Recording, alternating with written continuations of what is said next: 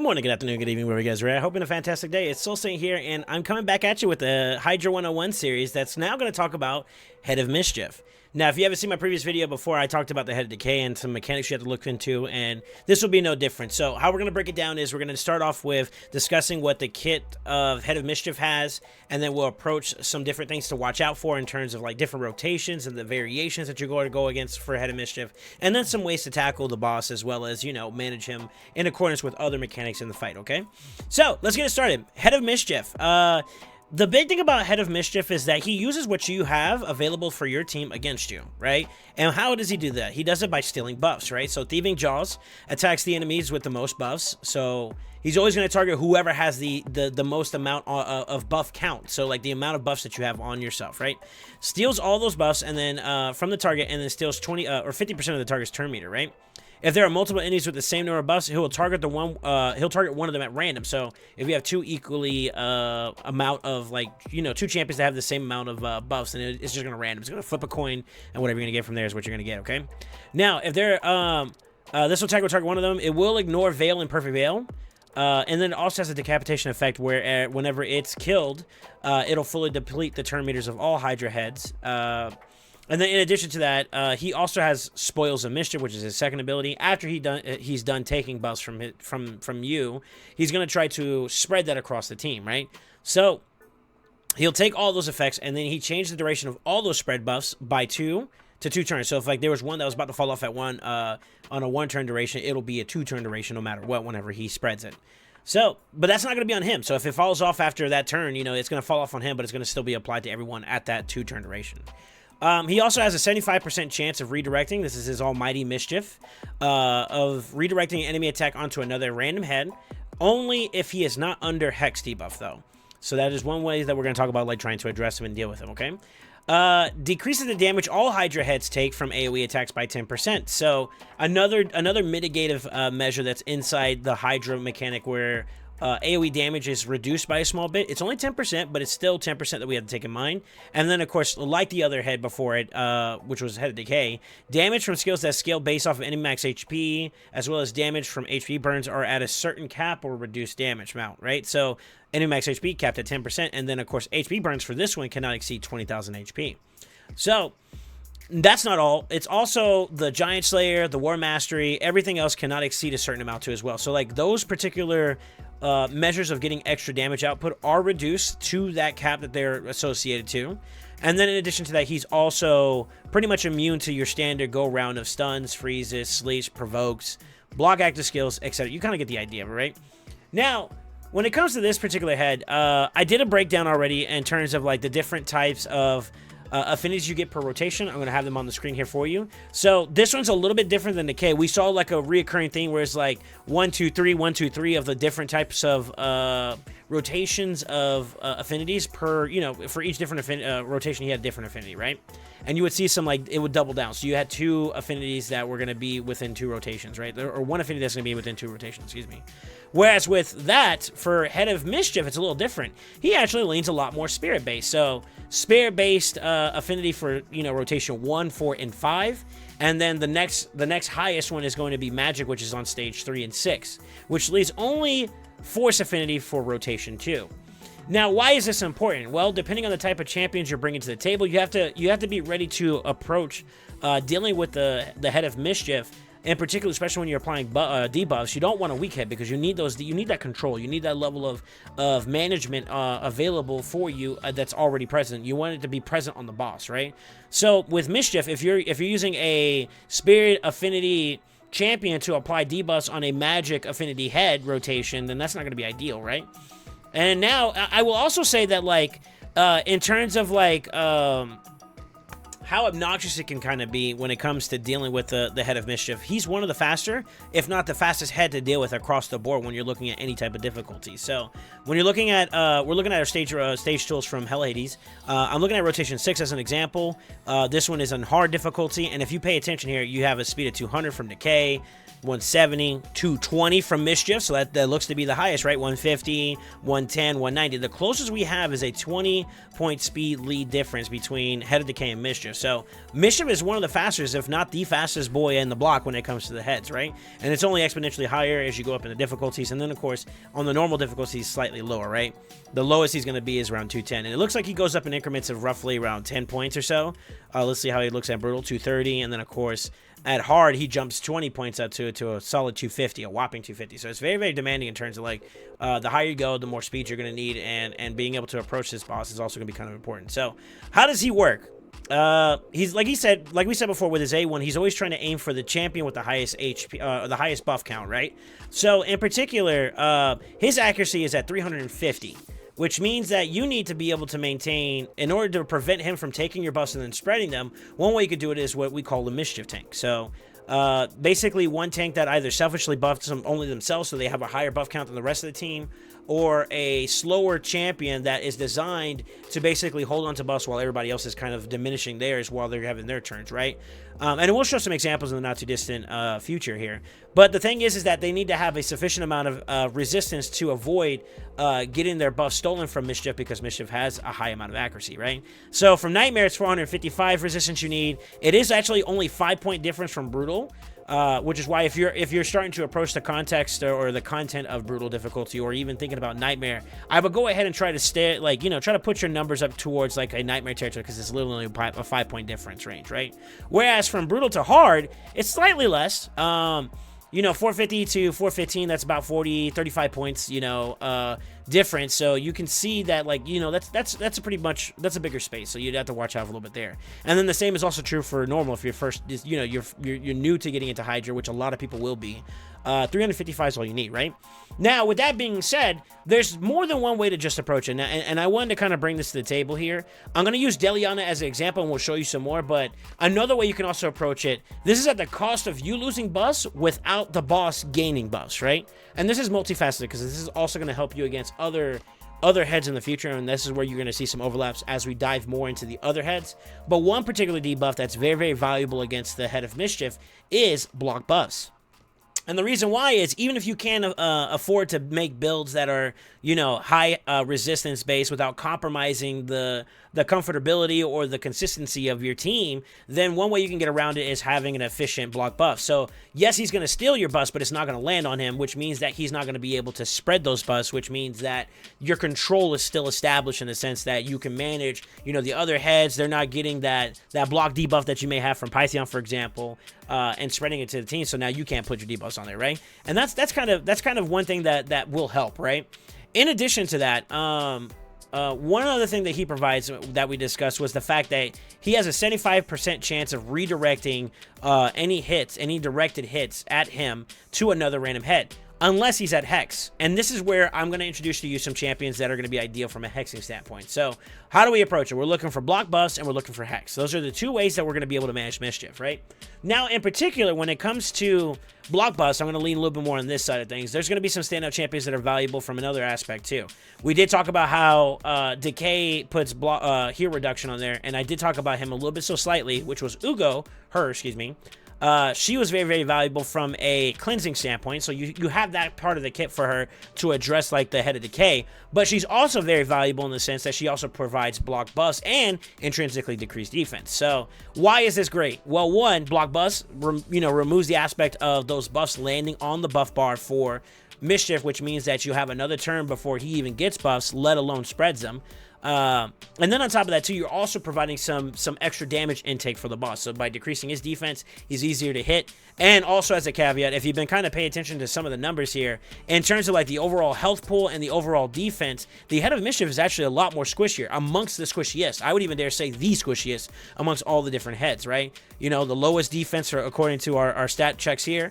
And then in terms of HP is literally the number one, you know, lowest HP champion. So low HP, low defense, that's the squishiest one there is, right?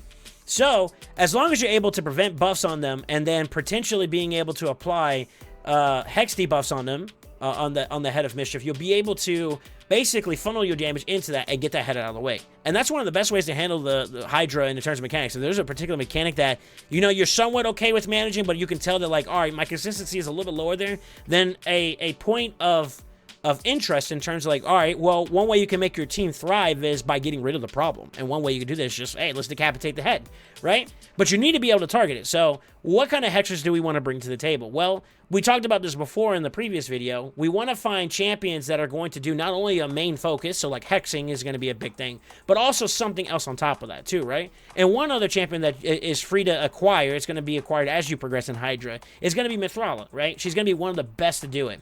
And the reason why is she not only provides hex, which is great to being able to target the Mischief head, as well as it creates if you're familiar with how hex works, it splashes over damage from any head that takes damage. It takes a portion of that and applies it to other hexed heads as well. So in this regard, the same thing with Spider and other areas. Hex is very, very valuable to kind of get like splash damage across the board with a particular hit that's done on once. So if you're doing a big AoE, like an enemy max HP hit from Husk, as you're using as a part of like one of your off provokers, right? He does an AoE hit with his A2, its enemy max HP base. A portion of that's going to trickle onto every single one of them. And it's going to do that for every single hex. So, you know, it hits, you know, the head of Decay. It's going to splash off a portion of that. As it's also hitting the head of Mischief, it's also going to apply some of that. So having hex is very, very valuable. Another reason why she's also dope, though, is that she provides buffs on top of that, enabling your defensive nukers to do well, your attack-based nukers to do well, or just from a survivability standpoint, increase defense, inflate your numbers, right? But she also brings cleansing to the table, which is also something valuable for a lot of debuff intake that you take, right? So, you know, other heads are going to put poisons, other heads are going to put heal reduction like Decay, for example. Wrath is also going to try to do provokes and whatnot. So cleansing is very, very valuable in that regard. And then also the extra survivability for like shielding and strengthen are in you know, basically insurmountable buffs. So she has a lot of survivability in the kit for your team, a lot of enabling for your kit for the team. And then to top it off, she also provides poisons. And although we are aware that like for some particular heads like Decay, for example, poison is a lot less significant, it's still some form of debuff damage, you know? Depending on how your composition is looking, you're able to get you know, the debuff bar filled, but maybe not fully. So like those extra couple poisons may play off. Just the same thing as like smite or any type of other proc hit that you can get from like a debuff bar. It doesn't hurt, right? It's just complementary. But she really does shine at being able to hit all the heads in one go, providing hex, providing buffs, cleansing, and on top of that too, she's very, very resistant because of the fact that her passive scales her into more resistance as you get more accuracy, right? So you're trying to land your debuffs. Well, you also benefit from trying to land your debuffs because she now also becomes resistance, which makes her a valuable option as a Mischief tank. Maybe you have a single target buffer that can provide like a bunch of buffs to a target of your choice. You can put on Mithrala so she has the highest buff count, and then whenever the head of Mischief tries to target someone, it's going to look at Mithrala, all right, you got the most buffs, I'm going to hit you, and it's a miss. You're not stripping anything, which means that that's one extra turn where you're gaining value from, you know, the head not basically being effective in this manner, right? And that's huge. Another go-to range of hex, and this is going to be a little bit more on the whaler sides. I know that a lot of people may not have it, but I'm going to give you context of some things to look for. So this is all about concept. It's not about the champion specifically. It's what they're bringing to the table that makes them shine very, very well, right? And we're going to talk about someone that was acquiesceable from a guaranteed event. So basically, it was a lot of fragments. It was very, very fun. That's how I got my Mishinaki. And Mishinaki, man, he's a monster. So his A3 is an AoE hex, right? And then on top of that, too, it also has the chance on the first hit to remove all the buffs from each target. So in the event that Mischief does get some of the buffs there, but he hasn't spread it yet, or if he has spread it yet, that AoE hit has a chance of just removing everything. So you kind of just reset the board, giving your team a chance to reestablish pressure and control because he's basically buff removed everybody, all the heads, right? And then he also plays Hex, which makes the head of Mischief targetable, right? Then in tandem with the fact that he also enables the damage or reduces the enemy's damage, so he's disabling. And then complementary HP burn, which is actually very, very valuable as a, we know how we talk about poison being a little less effective. HP burn still is very valuable. So he's a very, very strong champion there. And then, of course, he's always joining in the fight whenever someone's hitting a hex target, you know? Flip of the coin, but 50% chance is still pretty valuable. And you'll be surprised at how often that lands. He's probably, if not the best, pretty high up there in terms of one of the best damage dealers for Hydra. So he can't not make it on the list, you know what I mean? But with that being said, it'll be noteworthy to just kind of express yet again that you're looking for hex and basically block buffs. Those are going to be some two key debuffs that will enable your ability to be able to reduce the efficiency of Mischief, right? And that's the whole goal, is you want to be able to control Mischief as best as possible, right? Now, I will talk about some other champions and maybe some ways that you can build them. It is a little unorthodox, but this is a nice way to kind of enable it. Like, for example, everybody's going to be able to get Cleoptrix, who also provides buffs on herself as well as attacking all enemies, which gives you that chance of placing Hex when it's 100% when fully booked, right? And then she also provides herself with extra buffs. So when we're talking about, you know, whoever has a higher buff count, placing Hex, this is a great opportunity for you, maybe not to build it from a damage dealer's perspective, but maybe in the way that will allow you to be able to force target Mischief as a Mischief tank, right? And that, although it's not ideal because her stats in general are not very high from a base stat standpoint, you know, she's not the highest HP, not the highest defense, so, you know, she is very prone to being squishy. You could necessarily build her in a way that is very, very ideal for you to be able to manage the Mischief head. Remember, it's all about control at the end of the day. The damage will come, the survivability will come as you improve your gear, as well as, you know, your efficiency at building compositions to further lock down the enemy. But the main goal is control. Control being the focus here, right? So Cleoptrix is a I don't want to say unidealistic, but is a champion that could potentially use can be used to like force target as well as provide hexing, which makes the Head of Mischief a little bit more easier to manage. Now, I'm going to talk about some champions though that don't have either one of those debuffs, but they are still noteworthy because of some other ways that they bring power to the table, right? So like, for example, Inquisitor Shamael is very, very valuable in the sense that he reduces fear, so he's very desirable from a Torment head standpoint, which we'll do a breakdown in the not too distant future. But you can build him in a way that it allows him to go slow, and he does responsive damage in the sense because of whenever somebody places a debuff on from the enemy onto one of your allies, he counterattacks, right? And you can read the full breakdown of his kit right here, but the main idea of it is that he is able to counterattack and get his damage out that way, but you can build him tanky and pretty much high resistance so that you're able to prioritize and redirect the way that Mischief manages the attacks and the aggros, and you can kind of basically force target you know, Inquisitor Shamael being the target, and without compromising too much of your team's output, right? And that's one way you could do it. Now, idealistically, you're looking for champions that can enable themselves through self-bust like I talked about before. And we're going to go back over to the Shadowkin team, and this is going to be one that kind of stood out, and I can see why. And it's Oboro. Oboro not only has a revive on death for this champion for 3 turns whenever they receive a Veil or Perfect Veil, which actually has some value in there, which we'll talk about, you know, for one of the other heads in the future. But, you know, increased crit rate, increased crit damage, kind of like how Cleoptrix does, right? So like another champion that does that for themselves, and then of course giving themselves another perfect veil as well, which means that you're getting a lot of buffs, right? Which means that your buff count's going to be higher than the rest of the team because it's all for just this champion, right? It doesn't say for all allies, it's just this champion. So it gives Oboro a chance to be targeted, and as a result of that, you're managing the Mischief head, right? So with high resistance, you're pretty much just going to cook, right? And then, of course, you know, getting some complementary decreased defense. And as long as your stuff's not being stolen from, you know, you're able to enable maybe another retaliation style, or in this case, and I'm going to bring this now over to another conversation piece that will help you out if you don't have like a lot of hexers, is going to be a set that I've been actually working a little bit more consciously to get since we've had our recent rework of gear sets, and that's Cursed. Cursed now provides, instead of heal reduction, it now provides a 50% chance to land a Hex debuff for 2 turns. So any champion that can land a lot of AoEs or does a lot of AoEs, we talked about Necmo, for example, when we did a showcase on him. You can check that video out. But like champions that do a lot of like hit all enemies, right? Like Necmo, I'm going to keep using him as my reference here since we're here. They also have a chance to apply Hex debuffs on the heads, which means that you have another way of being able to provide that. Or, for example, you've been using, we talked about for Decay, you know, Krisk, you know, he has that decreased speed, it's hit all enemies, you know, his A2, attack all enemies, his A3, provides a provoke debuff on all enemies, so that's going to be something key here. It's not doing on-hit damage, right? So the A1 and the A2 is probably going to see where you can see that proc from Curse set. So maybe something like a Cursed Krisk could be valuable for you. That's something that may not be too bad, because now you're getting value not only from the, you know, being able to provoke the Head of Decay, but you're also able to maybe now manage the Mischief head a little bit more. You can actually target it because you got Curse set inside your team, right? And that's where it gets very, very valuable for you, is finding ways to plug and play your team and like develop them in a way that allows you to basically enable your damage dealers, enable your disabling team to basically lock down the enemy heads and just flourish. And you're slowly popping heads here and there, and you're adjusting as the fight goes along, and you have that level of redundancy to make sure that you're, you know, addressing things as they pop up. You know, when one head dies, it's going to respawn again into something new, and I will tell you guys this much on the difficulties. I think what I've been told, and from a little bit from my experiences, is that in like the lower difficulties, like normal, for example, you're a lot likelier to get the same rotation of heads versus like a variance.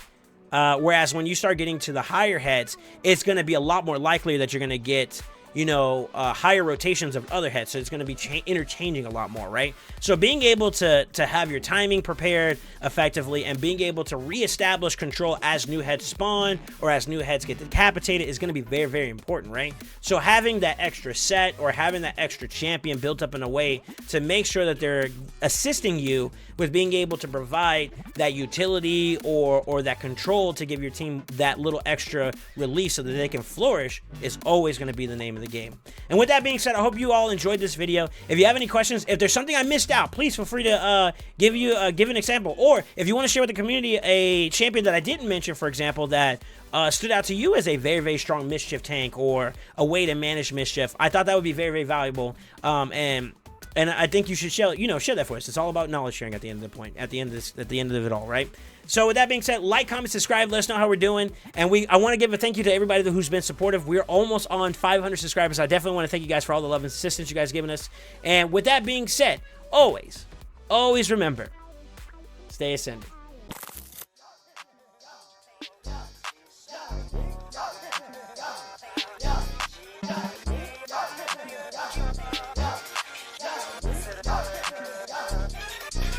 Got the